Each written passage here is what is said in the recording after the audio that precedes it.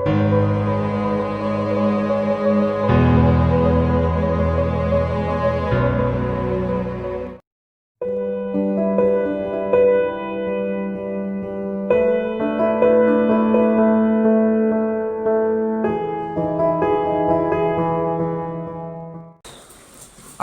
सलाम और बहुत बहुत इस्तकबाल आदाब उर्दू के पहले एपिसोड में।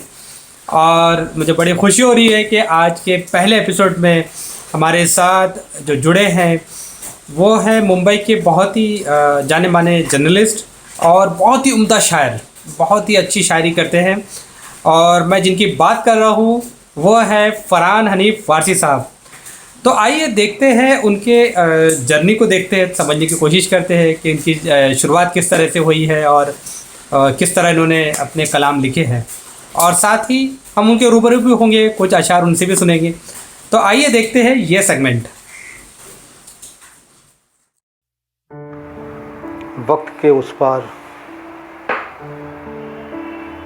मुझे महसूस हो रहा है, मुझे महसूस हो रहा है, वक्त बह रहा है, मुझे महसूस हो रहा है, वक्त बह रहा है, वक्त गहरा है, वक्त का पाठ बहुत चौड़ा है। मुझे महसूस हो रहा है, वक्त बह रहा है, वक्त गहरा है, वक्त का पाठ बहुत चौड़ा है। मैं उसे अपनी मुट्ठी में बंद करना चाहता हूँ, मैं उस पार जाना चाहता हूँ, मैं उसे अपनी मुट्ठी में बंद करना चाहता हूँ, मैं उस पार जाना चाहता हूँ, लेकिन कोई कश्ती नहीं और मैं तैरना नहीं जानता।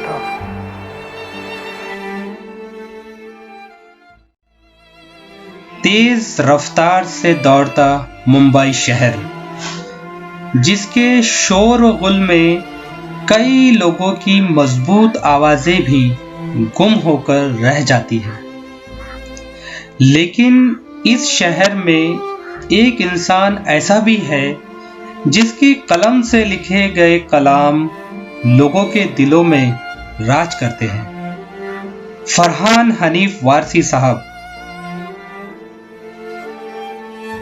पेशे से कामयाब जर्नलिस्ट, जिनकी कलम से बॉलीवुड के कई बड़े सितारे हमेशा ही मुतासिर रहे हैं।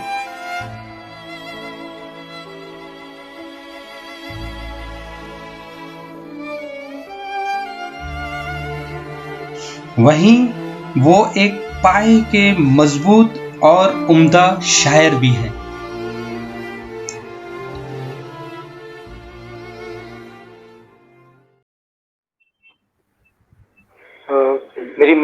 मैं भी आपका शुक्रगुजार हूँ जुनैद भाई कि आपने मुझे इस लायक समझा और अपने प्रोग्राम में मदऊ किया। मैं नाज़रीन का भी शुक्रगुजार हूँ कि वो वक्त निकाल के प्रोग्राम देख रहे हैं। आपका शुरुआती दौर जो लिखने का, जो आपका आगाज हुआ, कैसे शुरू हुआ, कैसा वो सफर शुरू हुआ, कैसे आप इस दुनिया में, शायरी की दुनिया से जुड़े, ये सब एक थोड़ी जर्नी आप बयान करें। भाई मैं अभी जब पीछे पलट के दिखता हूँ, वो उस वक्त जब मेरी उम्र मेरे ख्याल से 14-15 साल थी, जब मैंने लिखने की शुरुआत की थी, तो एक ख्वाब सा लगता है कि पता नहीं कैसा ये ख्वाब सच्चा हो गया, यह ख्वाब कैसा पूरा हो गया। हमारी फैमिली जो है जुनैद भाई, उसमें किसी का लिखने पढ़ने से कोई सरोकार नहीं है, कोई ताल्लुक नहीं है। मेरा मामला ऐसा था कि मेरी पैदाइश जहाँ हुई वो इलाका जो है एक रेड लाइट इलाका है। मैंने वो बस्ती जो है उसका नाम कमाटीपुरा है। पूरा एशिया में और पूरे दुनिया में बस्ती, मतलब ये इलाका जो मशहूर है कमाटीपुरा। फिल्मों के कुछ लोग अलबत्ता हमारे वहाँ से निकले हैं, जैसे फारूक शेख जो थे बॉलीवुड के बहुत सदाबहार अदाकार, बहुत टैलेंटेड अदाकार, वो हमारे यहाँ के थे। कादर खान जो थे वो हमारे मोहल्ले के ही थे। एक जावेद खान कॉमेडियन हुआ करते थे, अभी भी हैं वो, जो इफ्ता के लिए प्ले करते थे, वो हमारे मोहल्ले के हैं। तो सीमाब अकबर आबादी जो हमारे असतज़ा में जिनका शुमार है, बहुत सीनियर राइटर हैं, दाग दहलवी के शागिर्द थे आप। तो सीमाब साहब के जो पोते हैं हामिद इकबाल सिद्दीकी, वो हमारे मोहल्ले में आया करते थे। उनके साथ वाले कुछ दोस्त थे वहाँ पे, तो वो आके बैठ के वो चेस खेला करते थे रोज शाम में। तो मैं बहुत छोटा था, तो मुझको वो भेजते थे कि जाओ हनीफ सिगरेट लेके आओ, जाओ चाय बोल के आओ। तो वो काम मैं क्या करता था। फिर हामिद भाई ने जब उनका मैगजीन शायर जो हर महीने शाये होता है, मंथली मैगजीन है, वो जब भी उसका इशू निकलता वो लाके एक इशू मुझे देते और मैं उसको पढ़ता। इस तरह मेरे पढ़ने की शुरुआत हुई। फिर मैं नज़में लिखने लगा। मैं नज़मों में कुछ तुक नहीं होता था, एक लाइन कहीं जा रही है, एक लाइन कहीं जा रही है, लेकिन एक शौक पैदा हो गया था मुझमें और हामिद भाई करेक्शन करते थे। फिर मैंने गज़लों की तरफ तबीयत माइल हुई। हामिद भाई ने मुझे बहुत सिखाया। मेरी जो तीसरी किताब है मुंबई डायरी, उसमें मैंने जिक्र किया है तो हामिद भाई का कि अगर हामिद भाई मुझे इस फील्ड में नहीं लेके आते, मेरी रहनुमाई नहीं करते, तो आज मैं भी मतलब कमाटीपुरा की उन गलियों में मुंबई की गलियों में एक गुमनाम सा शख्स होता। मैं बीच में एक वक्त ऐसा आया कि मैं 10-12 साल जो है अदबी दुनिया से दूर भी हो गया। लिखना मैंने बंद कर दिया था, लेकिन मैं घर में लिखा करता था। घर में जो है मैंने उस पीरियड में बहुत सी किताब के मसवदे मैंने तैयार किए हैं जो मेरे पास महफूज हैं। और वैसा ही एक जो मसवदा जो है, मेरी पहली किताब जो है सूरज अच्छा बच्चा है, वो मसवदा था जो मतलब मेरी पहली किताब है जो मंजर आम पे आई, जिसमें बस बच्चों के लिए मैंने जो नज़में जो लोगों ने कही, जगन्नाथ आज़ाद से लेकर जावेद अख्तर, जावेद साहब, गुलजार साहब, जफर गोरखपुरी, बच्चों के लिए जो उन्होंने कही थी वो मैंने उसमें शामिल की। तो वो मेरी पहली किताब थी। मैं पहली किताब इसलिए भी लाना चाह रहा था कि मैं उस किताब को अपने बेटे के नाम मंसूब करना चाहता था। तो मैंने वो पहली किताब, मेरी तरतीब की हुई किताब थी, 2011 में मंजर आम पे आई है।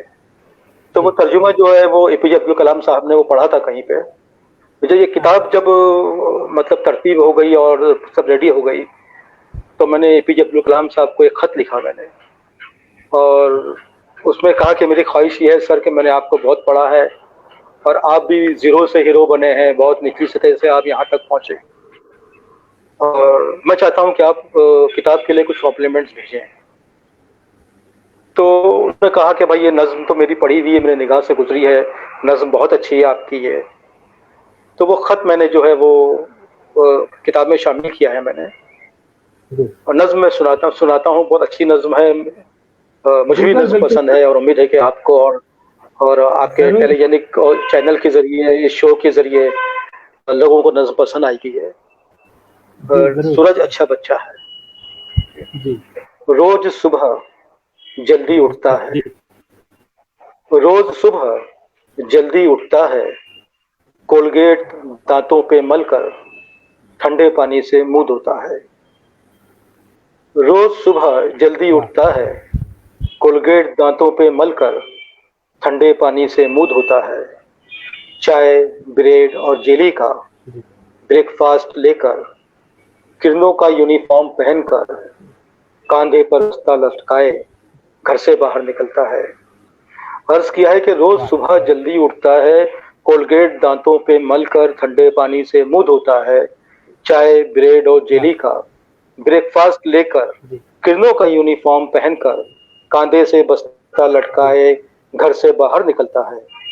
रोशन मकतब जाता है, सूरज अच्छा बच्चा है। वाह वाह, क्या बात है, क्या बात, क्या बात, बहुत खूब, बहुत बढ़िया।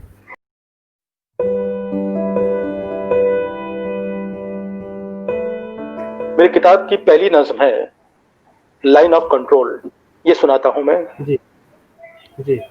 अपने दिल के चारों जानिब, अपने दिल के चारों जानिब एक ऊंची दीवार खड़ी कर दो, अपने दिल की चारों जानिब एक ऊंची दीवार खड़ी कर दो, जिस तरह तुम्हारे बाप ने बाउंड्री वॉल बंगले के इतराफ में बनवाई है। ये पहला बंद है। अपने दिल के चारों जानिब एक ऊंची दीवार खड़ी कर दो, जिस तरह तुम्हारे बाप ने बाउंड्री वॉल बंगले के इतराफ में बनवाई है। दूसरा बंद इस नज़्म का कि उस फूल को तोड़ दो जो तुम्हारी माँ ने पाइंती बाग में उगाया है अपने दामाद को देने के लिए। उस फूल को तोड़ दो जो तुम्हारी माँ ने पाइंती बाग में उगाया है अपने दामाद को देने के लिए। अपनी खिड़की में उस आवाज को आने से रोक दो जो मेरी मोटरसाइकिल के हॉर्न से आ रही है। अपनी खिड़की में उस आवाज को आने से रोक दो जो मेरी मोटरसाइकिल के हॉर्न से आ रही है। आखिरी बंद है कि मेरी नज्म को अपनी दहलीज पे रख के हिल वाली सैंडल से कुचल दो। मेरी नज्म को अपनी दहलीज पे रख के हिल वाली सैंडल से कुचल दो। मेरी मोहब्बत को बुलडोजर के नीचे डाल दो। लेकिन याद रखो मैं एक दिन तुम्हारे दिल की लाइन ऑफ कंट्रोल में दाखिल हो जाऊंगा, फौजियों की तरह। क्या बात ये एक नज्म है। एक नज्म, शुक्रिया जुनेद भाई। एक नज्म और जो है तो छोटी सी नज्म है, मुझे याद आ रही है।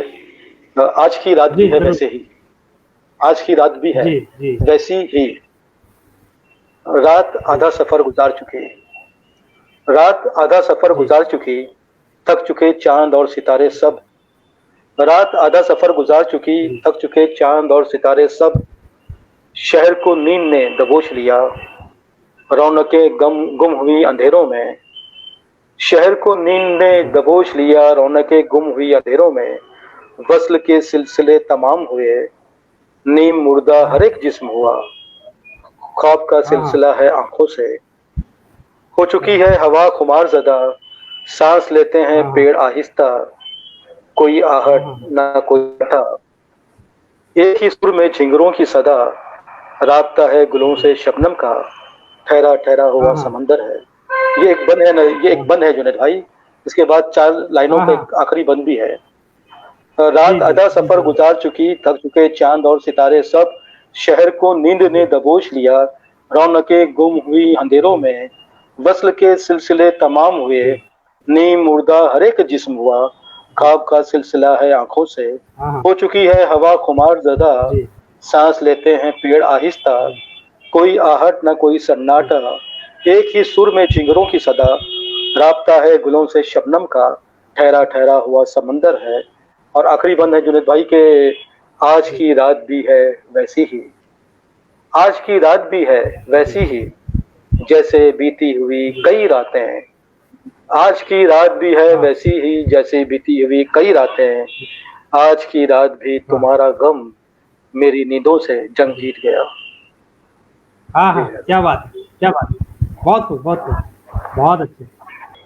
तो चाहूंगा, उमूमी सोच से बढ़कर भी कुछ फनकार रखता है। उमूमी सोच से बढ़कर भी कुछ फनकार रखता है।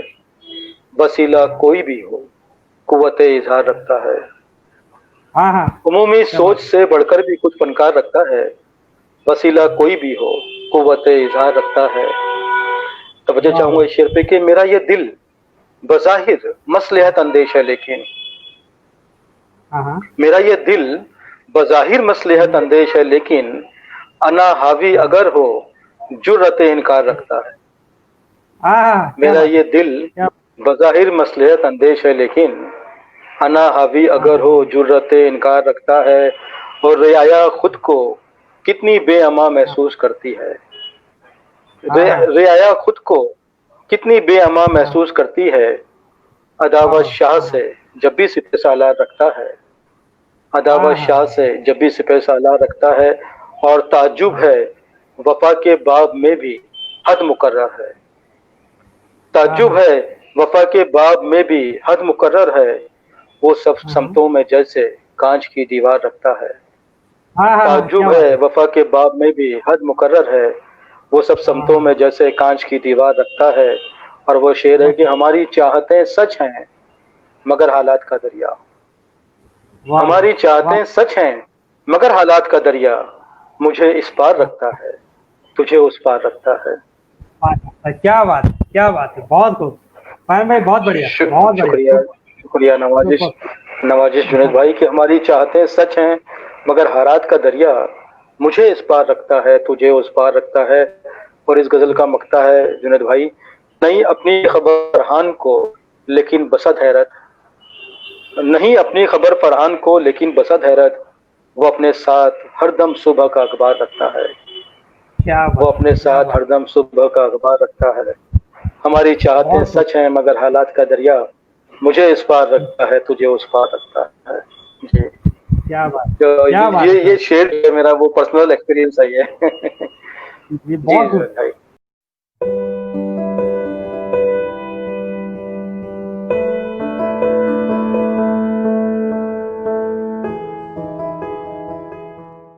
आपकी हाल ही जो किताब आई है मुंबई डायरी, तो कुछ उस किताब के बारे में आप जी हमसे मालूमात शेयर करें। जी जुनेद भाई, मुंबई डायरी जो है ये मेरे कॉलम थे जब मैं रोजनामा उर्दू टाइम्स में जॉब करता था। तो ये 97 से लेके 2000 तक जो मैंने कॉलम लिखे हैं, उन दिनों में मीरा रोड में मेरी रिहाइश थी। मीरा रोड से डेली मेरा अप डाउन होता था ट्रेन में। तो मैंने जो बम्बई की लाइफ देखी है, ट्रेन में किस तरह से वाकयात होते हैं, छोटे छोटे वाकयात होते हैं, रेलवे स्टेशन पे किस तरह से वाकया होता है, शौचालय की लाइन में किस तरह से होता है, रास्ते में जो होता है, मैंने उन वाकयात को लिखा है मुंबई डायरी में। मुंबई डायरी का तराशे जो है, कटिंग्स जो हैं, वो एक जंबील में मेरे पास रखे हुए थे। मैंने उसको फाइल भी नहीं किया था, कहीं वो जंबील पड़ी हुई थी। मैं सोच रहा था कि अगर हालात साजगार होंगे कभी तो ये किताब मैं पब्लिश करूंगा, लोगों के सामने लाऊंगा। और जब मैंने इरादा किया जुनेद भाई, तो एक डर भी था दिल में कि इस तरह की किताब जो है उर्दू में कोई पब्लिश नहीं हुई थी। हाँ, मराठी में तो कुछ किताबें हैं, लेकिन उर्दू में इस तरह की किताब नहीं है कोई भी। तो मैंने तराशे तरतीब दिए और मैंने कहा कि नहीं, इसको पब्लिश करना है। एक दिल में एक डर भी था, लेकिन मैंने कहा कि भाई देखिए, ऐसा है कि मैच में वही हारता है जो मैदान में उतरता है और गेम खेलता है। फिर अल्लाह का शुक्र है जुनेद भाई के 6 महीने के अरसे में इस किताब की 2 जिल्दें जो है वो बाजार में आ चुकी हैं, पब्लिश हो चुकी हैं। बल्कि अभी तीसरी जिल्द की भी रिक्वायरमेंट है, मांग है। और मेरा इरादा है कि आइंदा साल इंशाल्लाह तीसरी जिल्द भी, इसका तीसरा एडिशन जो है वो उसको मंजर आम पे लाऊंगा मैं। और किताब को काफ़ी लोग पसंद कर रहे हैं, मकबूल मतलब पसीराई मिल रही है। मैं लोगों का भी शुक्रगुजार हूँ जुनेद भाई। मेरे जो पहले कॉलम जो थे जुनेद भाई, जिसने शुरुआत की थी किताब की, अखबार में, अखबार की ज़िंदगी की, जो मेरा पहला कॉलम है, वो किताब इसके बाद में पब्लिश हो रही है।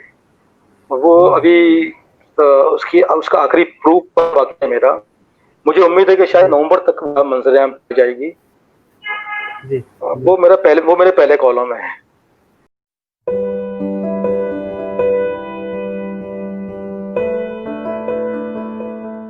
नाजरीन से, अपने दोस्तों से यही कहना चाहूँगा, आपके चैनल के तवज्जो से, कि उर्दू को लेकर किसी एहसास कमतरी का आप शिकार ना हो।